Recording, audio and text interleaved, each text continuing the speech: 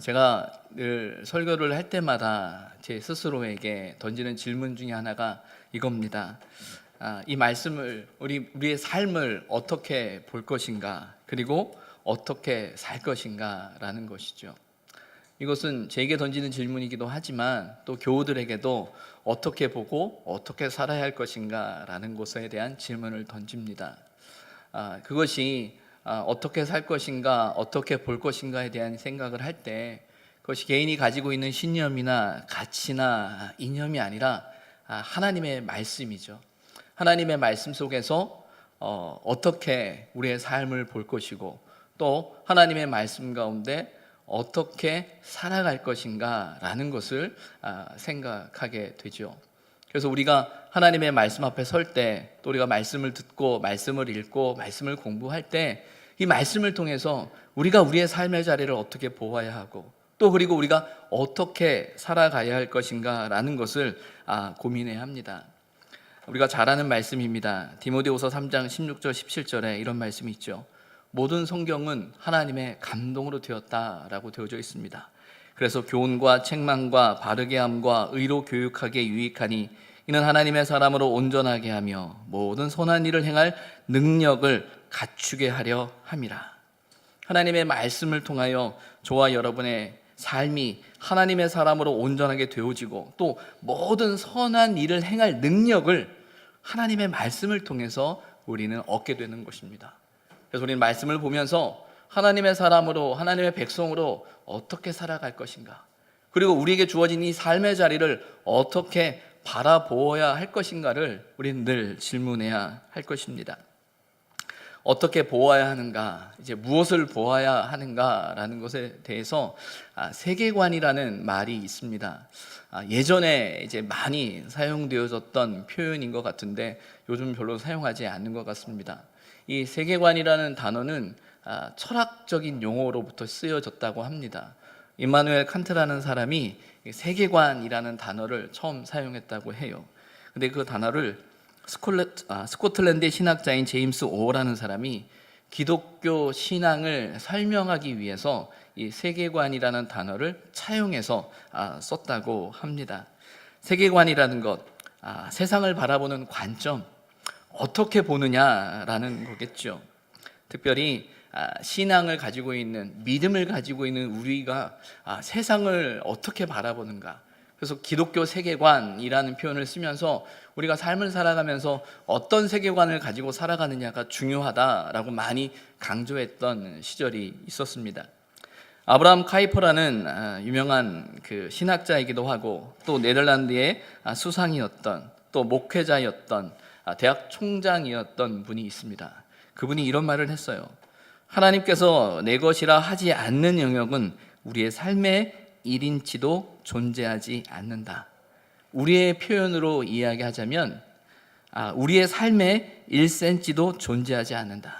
모든 영역이 하나님의 영역이다 라고 이 아브라함 카이퍼는 고백했죠. 그것이 세계관입니다.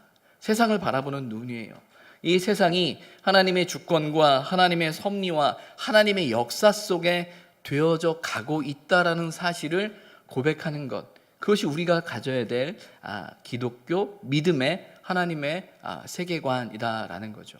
그래서 우리가 이 세계관을 정립해가고 또 우리가 어떤 세계관을 가지고 있느냐라는 것에 대해서 확인하기 위한 질문들이 있어요. 크게 4가지인데 이렇습니다. 우리는 어디에 있는가? 우리는 누구인가? 무엇이 잘못되었는가? 어떻게 해결할 것인가? 우리가 하나님의 말씀을 가지고 신앙의 삶을 살아감에 있어서 우리는 어디에 있는가라는 것에 대한 신앙의 고백이 필요하다는 거예요. 하나님께서 아담에게 내가 어디에 있느냐라고 창세기 3장 9절에 말씀하고 계시죠. 우리에게 끊임없이 묻습니다. 내가 어디 있느냐? 여러분은 어디에 계십니까? 이것은 우리가 신앙을 가지고 있는, 믿음을 가지고 있는 우리가 고백해야 할, 대답해야 할 질문 중에 하나입니다. 두 번째는 우린 누구인가라는 거죠. 우리는 누구인가? 우리가 어디에 있는가라는 그 질문 앞에서 하나님의 창조와 하나님의 역사와 하나님의 섭리 가운데 있다라는 믿음의 고백을 갖고 있을 때, 그럼 나는 누구인가라는 그 질문 앞에서 하나님의 형상을 따라 지어진 피조물이라는 것, 그러나 하나님 앞에 죄인이라는 타락한 존재라는 사실에 대한 고백이 우리에게 있죠. 그리고 무엇이 잘못되었는가라고 할 때 우리가 하나님께 피조물로 지어진 존재인데 우리가 죄를 지었다라는 거예요. 죄로 인해서 왜곡되어져 가는 이 삶의 모습들을 바라보게 되죠. 무엇이 잘못된 건가? 우리가 하나님의 말씀을 듣지 않았다라는 겁니다.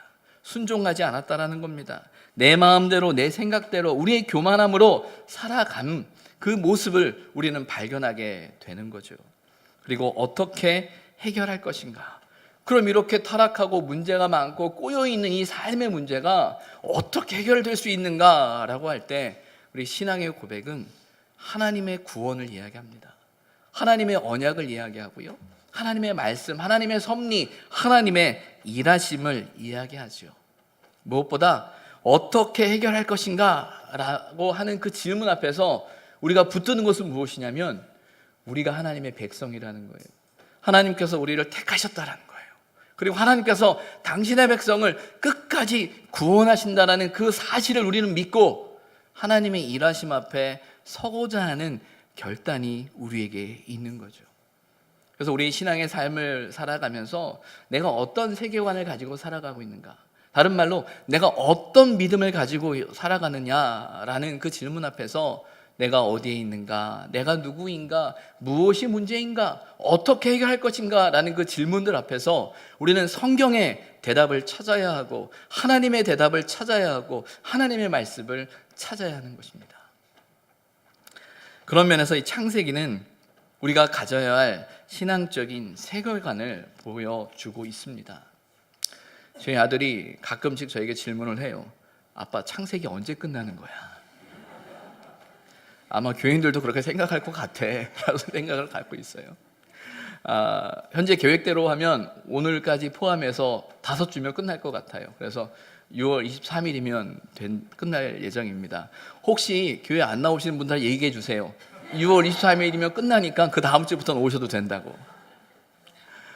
제가 창세기의 말씀을 이렇게 나누고 창세기 1장 1절부터 내용을 이렇게 함께 말씀을 공부하는 건, 말씀을 함께 나누는 건 우리가 어떤 관점을, 어떤 이해를 어떻게 바라보아야 할 것인가에 대한 그 고민을 함께 하고 싶어서입니다. 창세기라는 것은 단지 이스라엘의 역사의 태동을 우리에게 설명하는 책이 아닙니다.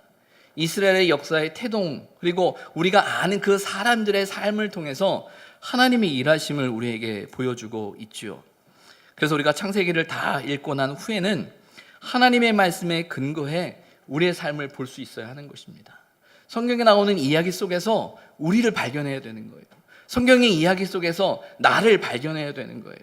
내 인생 속에서, 내 삶의 자리 속에서 하나님께서 어떻게 하고 계시는가.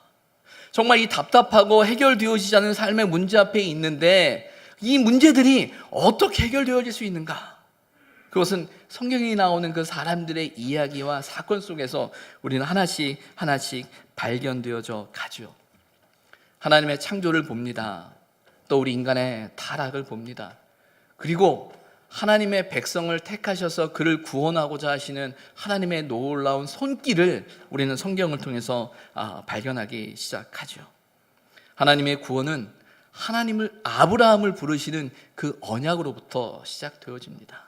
내가 너를 택했다. 내가 너에게 복을 줄 것이다. 내 자손에게 복을 줄 것이고 내게 땅을 허락할 것이다 라는 그 언약의 말씀을 통하여 그 아브라함을 부르시고 또 아브라함을 통해 그의 삶의 걸음걸음을 인도하셨을 뿐만 아니라 그의 아들 이삭과 야곱과 그의 자손들을 통해서 하나님의 놀라운 구원의 계획을 세워가시는 그 하나님을 우리는 발견하게 되는 것이죠. 우리는 그들의 삶을 통해 나의 삶을, 우리의 삶을 봅니다.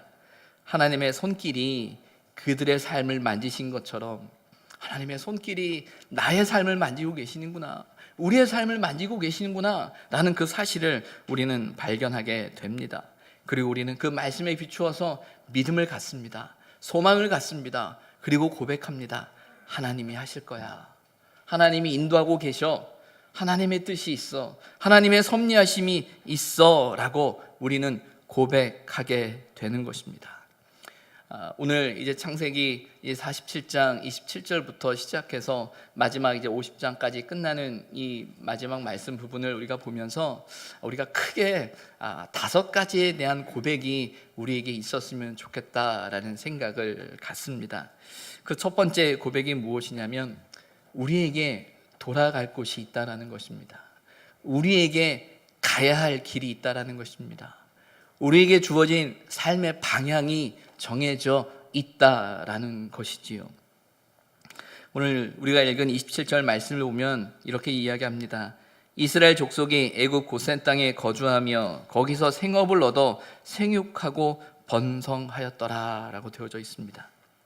오늘 본문을 보면 이제 이스라엘의 가족들이 이곳에서 생업을 얻었고 생육하고 번성하였다라고 되어져 있죠. 앞선 말씀을 보게 되면 기근이 더욱더 심해져가는 그 애굽 땅에 요셉이 어떻게 그들을 통치했고 다스렸었는지 이야기를 우리는 알 수 있습니다. 깊은 흉년의 시간을 보냈던 애굽 땅의 이야기를 우리는 알고 있었죠. 그런데 오늘 본문 속에서는 그 모든 흉년의 시간을 보내고 그 이스라엘이 생육하고 번성하였다, 생업을 얻어 잘 살고 있다라고 이야기를 하고 있어요. 오늘 본문의 표현을 보게 되면 이스라엘 족속이라는 표현을 사용하고 있습니다. 물론 히브리어 원어에는 그대로 그냥 이스라엘이라는 단어를 사용하고 있어요. 그런데 우리 개역 성경에는, 개정 성경에는 이스라엘 족속이라는 말로 의미를 두는 의미로 사용되어지고 있습니다. 이스라엘은 우리가 알고 있는 것처럼 야곱의 다른 이름이잖아요. 그런데 이제 오늘 본문부터 시작해서 그 야곱의 다른 이름인 이스라엘이 아니라 우리가 사용하고 있는, 우리가 요즘 사용하는 이스라엘이라고 이야기할 때 이스라엘의 공동체를 대표하는 고유 명사로 사용하고 있잖아요. 그 말의 시작이 이제 오늘 본문부터 시작되어지는 거예요. 앞선 본문에는 이스라엘 가족이라고 해서 야곱의 가족이라는 개념을 갖고 있다면 이스라엘 족속이라는 단어 속에서는 단지 야곱의 족속이라는 개념을 뛰어넘어서 하나님께서 개인을 뛰어넘어 공동체를 만들어가고 계시는 그 모습을 우리는 발견하게 되는 것입니다. 하나님은 아브라함을 부르셨고 또 이삭을 부르셨어요. 또 야곱을 통해 하나님의 일을 행하셨습니다. 어찌 보면 정말 하나님께서 큰 민족을 만드시겠다고 말씀하셨는데 도대체 그게 가능한 일이야? 정말 그 말씀이 이루어지는 거야? 라는 생각을 할 수밖에 없는 시간들이었어요. 그런데 이제 시간이 흘러 오늘 성경 속에, 말씀 속에 이스라엘 족속이라는 말을 사용합니다. 창세기 10장에 보게 되면 여러 족속에 대한 이야기가 나와요. 가나안 족속을 이야기하면서 아모리 족속, 무슨 족속을 이야기하죠. 이 족속의 개념은 단지 어느 한 가족의 개념을 뛰어넘는 더 큰 개념이잖아요. 이제 이스라엘이 그렇게 되어져 가고 있다라는 것이죠. 거기에는 하나님의 뜻이 있는 겁니다. 하나님의 계획이 있는 거예요. 하나님의 섭리하심이 있는 거예요. 다 알지 못하지만 왜 애굽 땅인가? 라는 질문을 할 수도 있지만 거기에는 하나님의 뜻과 하나님의 계획과 하나님의 섭리 속에서 이스라엘의 가족을 뛰어넘는 족속을, 나라를, 민족을 만들어 가시는 그 하나님의 손길을 발견하게 되는 것입니다. 이어진 28절을 보게 되면 야곱이 애굽 땅에 17년을 거주하였다라고 되어져 있어요. 이스라엘 가족에서 이스라엘 족속으로 넘어가는 그 상황 가운데 17년의 시간을 보냈음을 발견하게 됩니다. 흉년의 시간도 보냈고요. 이제 17년의 시간을 보내면서 이제 애굽 땅에 정착해 있는 그 이스라엘 족속에 대한 설명입니다. 그리고 17년의 시간이 흘렀을 때 야곱에게 주어진 야곱의 나이는 147세다라고 이야기하고 있습니다. 창세기를 마무리하면서 사실은 요셉의 이야기로 끝나지만 창세기의 의미를 구체화시키고 또 창세기를 통해서 하나님의 구원의 계획과 섭리하심을 또 이스라엘의 12지파와 이스라엘의 공동체를 탄생시키는 것은 야곱입니다. 그래서 성경을 보다 보면 이런 표현이 있죠. 아브라함의 하나님, 이삭의 하나님, 야곱의 하나님. 그런데 요셉의 하나님이라는 말은 없어요. 이 말은 뭐냐면 대표성을 갖는 거죠. 아브라함의 하나님, 이삭의 하나님, 야곱의 하나님.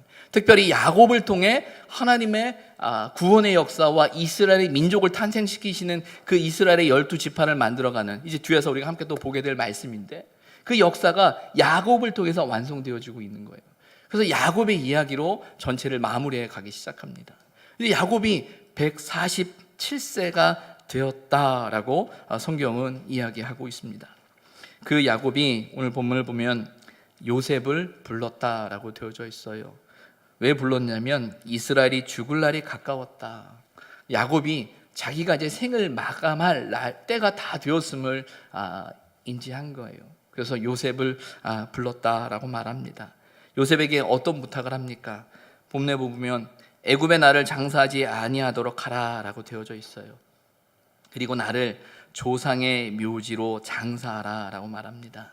이 이야기는 창세기 49장 29절에도 자식들을, 그 아들들에게 축복을 한 이후에 그 아들들에게 우리 선조와 함께 장사하라라고 이야기하면서 자신이 묻혀야 할 자리에 대한 이야기를 하고 있는 거예요.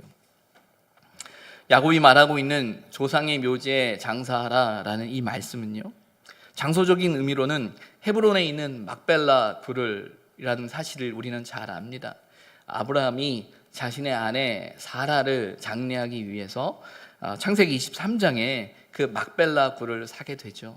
그래서 그 막벨라 굴에 아브라함이 묻혀 있고 그의 아내 사라가 묻혀 있습니다. 그리고 야곱의 아버지인 이삭과 어머니 리브가가 묻혀 있는 곳입니다. 또 그곳은 자신의 아내인 레아가 묻혀 있는 곳이에요. 그래서 장소적인 개념으로 보게 되면 그곳에 나를 묻히게 해달라라고 이야기하고 있는 것이에요. 어떤 면에서 우리가 가지고 있는 어떤 귀소 본능, 회귀 본능이라는 사원 안에서 우리가 태어난 곳에, 내 고향에, 내가 태어나고 자란 그곳에 묻히는 것, 우리 모든 인간이 돌아가야 할 그 마지막 자리라는 어떤 위치적인 고향에 대한 그리움의 부탁일 수도 있고 고백일 수도 있지만, 오늘 본문에는 그 의미를 뛰어넘는 의미를 가지고 있어요. 단지 고향이라는 것, 고향에 대한 그리움이 오늘 본문의 핵심이라고 한다 그러면 사실은 아브라함도 막벨라굴을 사서는 안 되죠. 그도 그의 고향인 갈대아 우르로, 또 메소포타미아에 있는 하란이라는 곳에 가서 자신을 묻혀야 하는 것이 어떤 면에서는 고향이라는 그 그리움을 완성하기 위한 그 마지막 장례가 자신이 묻히는 그곳이어야 한다면 그렇게 설명되어지고 그렇게 표현되어져야 할 것입니다.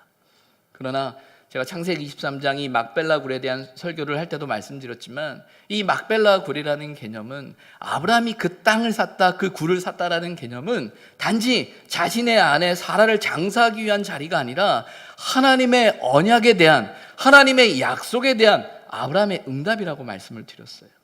하나님께서 그 땅을, 가나안 땅을 주시겠다라고 말씀하셨거든요.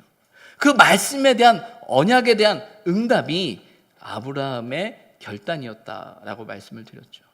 그런 면에서 야곱이 조상의 묘지에 장사하라라고 하는 이 말씀은요, 물론 자신이 고향, 자신의 어머니 아버지가 있는 그곳에 라는 의미도 포함되어지지만, 더 중요한 것은 무엇이냐면 바로 그곳에 하나님의 뜻이 있고 하나님의 언약이 있고 하나님의 약속이 있는 그가 가야 할 삶의 자리라는 것입니다. 지금 애굽 땅에 있는 야곱과 그의 가족들은 생육하고 번성하고 있습니다. 여전히 요셉은 애굽의 총리로 그 권세를 나타내고 있어요. 어찌 보면 이곳에서 어떻게 하면 더 잘 살 수 있을까? 어떻게 하면 이곳에서 더 번성할 수 있을까? 어떻게 하면 이곳에서 더 성공할 수 있을까가 오늘 우리가 살아가는 삶의 관심일지도 모릅니다. 그러나 그의 인생의 마지막 자리 앞에서 그가 고백하는 것은 돌아가야 할 그 땅에 대한 기억이요 고백이라는 것이죠. 이것은 신앙을 가지고 있는, 믿음을 가지고 있는 저와 여러분의 삶에 있어서 놓치지 말아야 할 중요한 정체성입니다. 신앙을 가진 사람들이 어떤 사람입니까? 믿음으로 살아간다는 것이 어떤 것일까요? 그것은 우리가 많은 삶의 상황과 문제와 고민과 갈등과 선택의 상황 앞에서 우리 모두가 똑같이 고민해야 할 한 고민이 있는 거예요. 그것은 무엇이냐면 하나님의 뜻이 무엇이냐라는 거겠죠.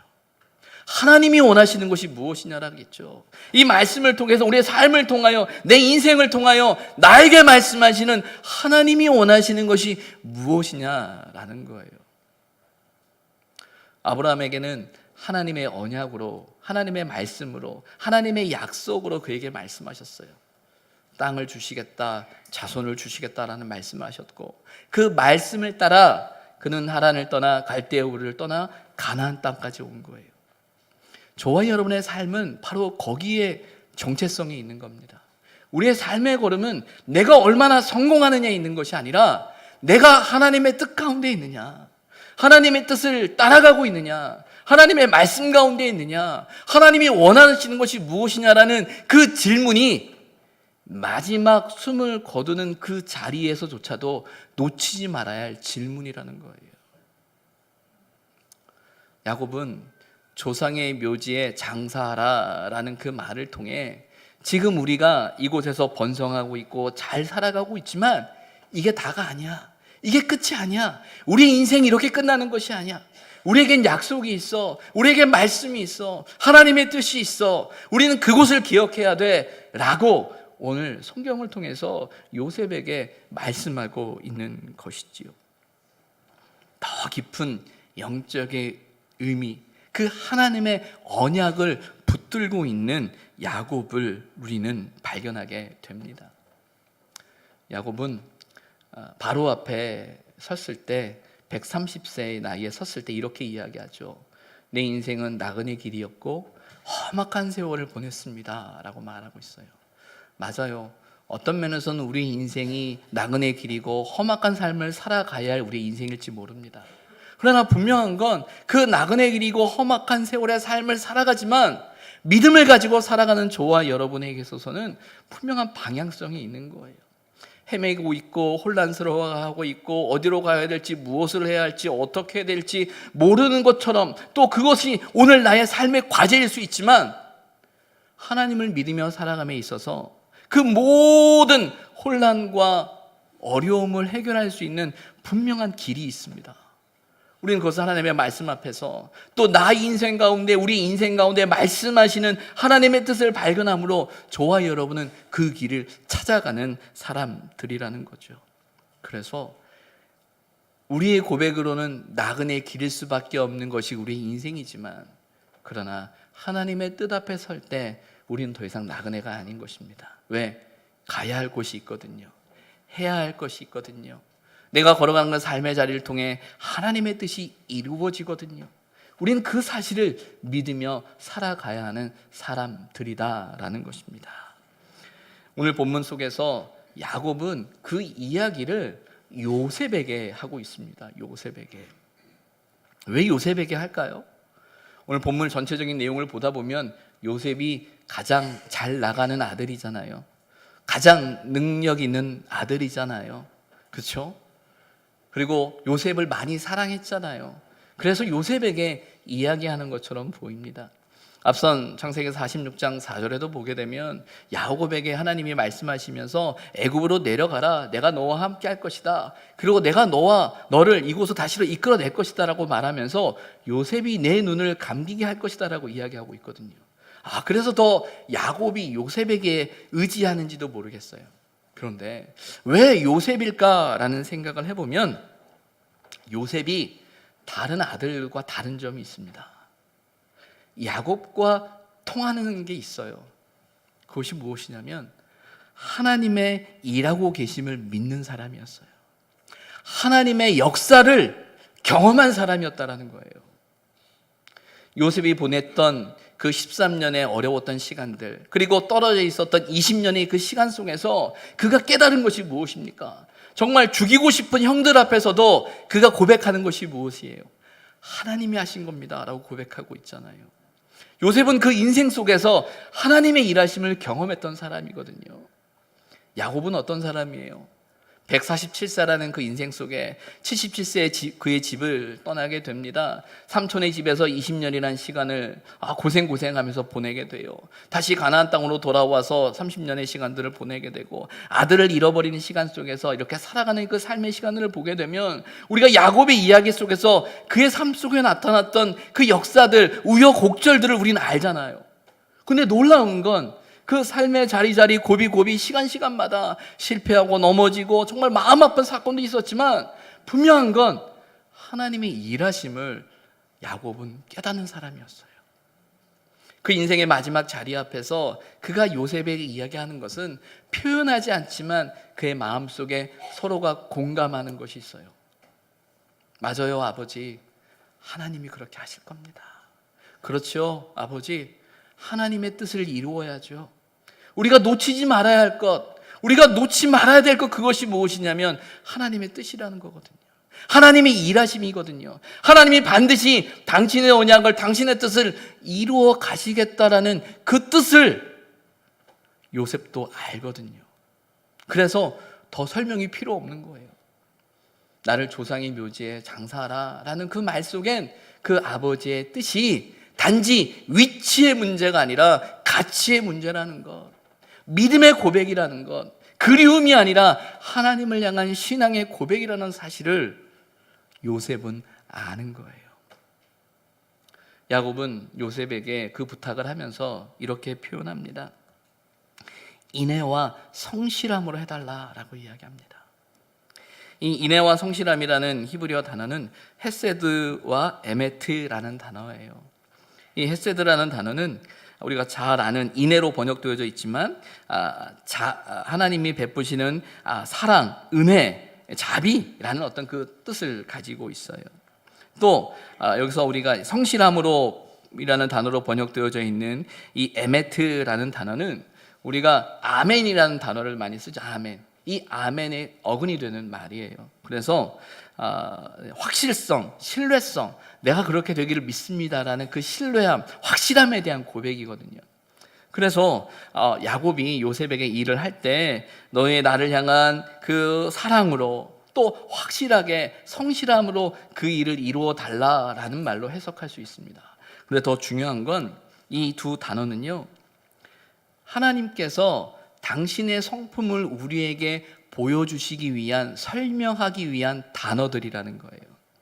그러니까 인애라는 단어와 이 성실함이라는 단어가 우리가 가지는 성품과 우리의 감정과 우리의 상황과 우리의 상태를 설명하는 단어 이전에 하나님께서 우리에게 당신이 어떤 분인지 보여주시는 단어라는 거예요. 그래서 우리는 인애라는 단어를 하나님을 통해서 발견하게 되는 거예요. 성실함이라는 단어를 하나님을 통해서 발견하게 된다라는 것이죠. 그래서 인애와 성실이라는 것은 하나님의 속성이요, 하나님의 성품이라는 거예요. 근데 중요한 건 그 인애와 성실이라는 그 단어가 저와 여러분의 삶 속에 어떻게 나타나느냐, 그건 어떤 주석이 이렇게 설명하고 있더라고요. 하나님께 진실로 나오는 사람에게 하나님께서 보여주시는 특징이다라고 되어져 있어요. 우리가 인애를 베풀고 우리가 성실함으로 주의 일을 감당하는 것 한계가 있을 수 있습니다. 그러나 우리가 할 수 있는 게 하나 있어요. 하나님 앞에 진실한 거예요. 하나님 앞에 우리를 속이지 않는 거예요. 하나님 앞에 우리의 있는 모습 그대로 나아가는 거예요. 무엇보다 하나님 앞에 그것이 하나님의 뜻이면 내가 그렇게 하겠습니다. 묵묵히 그 자리에 서겠습니다. 오늘 나에게 주어진 삶의 자리 앞에서 그것이 하나님이 원하시는 거면 내가 그 앞에 성실함으로, 진실함으로, 온전한 마음으로 서겠습니다 라는 그 고백이라는 겁니다. 내 힘으로 그것을 이루어라가 아니라 그것이 하나님의 뜻인 줄 믿는다면 그 믿음을 가지고 하나님 앞에 온전한 마음으로, 신실한 마음으로, 진실된 마음으로 설 때 하나님의 뜻이, 하나님의 언약이, 하나님의 말씀이 우리의 삶 가운데 이루어지게 된다라는 것이죠. 언약을 향한 하나님의 말씀을 향한, 하나님의 뜻을 향한, 하나님의 일하심에 대한 진실한 저와 여러분의 삶의 고백을 통해 하나님의 인자하심을, 하나님의 성실하심을, 하나님의 사랑을 우리는 경험하며 고백할 수 있는 것이지요. 하나님께서는 저와 여러분의 삶의 자리를 통하여 하나님의 선하시고 온전하신 그 뜻을 이루길 원하십니다. 우리는 끊임없이 그것을 고민해야 하는 사람들이에요. 우리가 어디로 가야 할까라는 것이죠. 저는 우리 교회가 이제 앞으로 가야 할 그 삶의 방향, 또 우리 교회를 향한 하나님의 뜻이 어디에 있는가 고민해야 될 때라고 생각합니다. 그 고민은 담임 목사인 저 혼자만의 고민이어서는 안 됩니다.